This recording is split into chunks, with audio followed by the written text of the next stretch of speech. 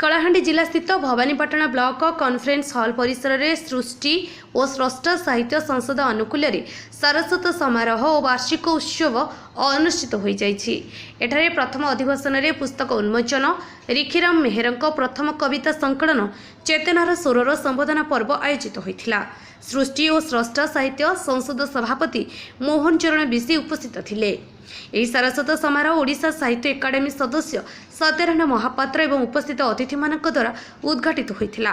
ଏଠାରେ ସଭାପତି ଭାବରେ ଲଖୁରାମ ଅଗ୍ରୱାଲ, କଲେଜ ବେହେରା अध्यक्ष निर्मल चंद्र नायक और मुख्य वक्ता भाव में ओडिशा साहित्य एकाडेमी सदस्य सत्यनारायण महापात्र उपस्थित थिले। सम्मानीय अतिथि भाव में अपराह्न दैनिक खबर कागज संपादक बंशीधर जेना, अपराह्न खबर कागज प्रकाशिका लक्ष्मीप्रिया दास एवं अभिनंदन साप्ताहिक खबर कागज संपादक इंजीनियर जगदीश चंद्र मिश्र उपस्थित थिले।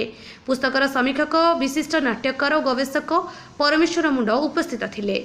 भवानीपाटना ब्लॉक कॉन्फ्रेंस हॉल ठारे कवि और कवयित्री निजर कविता आवृत्ति करथिले। एही अवसर में कवि और शिक्षक भागीरथी सागर एवं रेडियो उद्घोषिका बनश्री दास मंच परिचालन करथिले। शेष में रिखीराम मेहरଙ୍କ कविता संकलन चेतनार स्वर उन्मोचित होइथिला।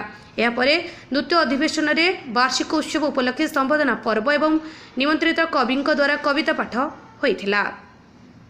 एटा सभापति भाव में सृष्टि और स्रष्टा साहित्य संसद सभापति मोहन चरण बिसी उपस्थित थिले।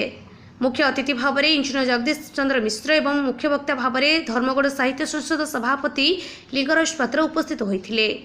सम्मानीय अतिथि भाव में बंकिम चंद्र मुंडा एवं मंचसीन अतिथि भाव में जूनागढ़ साहित्य संस्कृति संसदर अजय दास, जुगजात्री साहित्य संसद मरामपुर संपादक हेमनु साहू, मूर्छना साहित्य संसद जूनागढ़ उपदेष्टा उद्धवचरण साहू, स्वामी विवेकानंद पब्लिक स्कूल भवानीपाटना प्रतिष्ठाता और समाजसेवी शिवराम नायक उपस्थित होते। एठारे स्वागत अभिवेशन रंजन कुमार पंडा द्वारा करा जायथिला। संपादीय विवरणी कवयित्री कमलिनी चंडीक द्वारा करा जायथिला। शेष में मंच परिचालना अक्षय पट्टनायक और सुरेंद्र कुमार साहू करथिले। कलाहांडी स्वास्थ्यदीप आदित्य रिपोर्ट अपराह्न लाइव।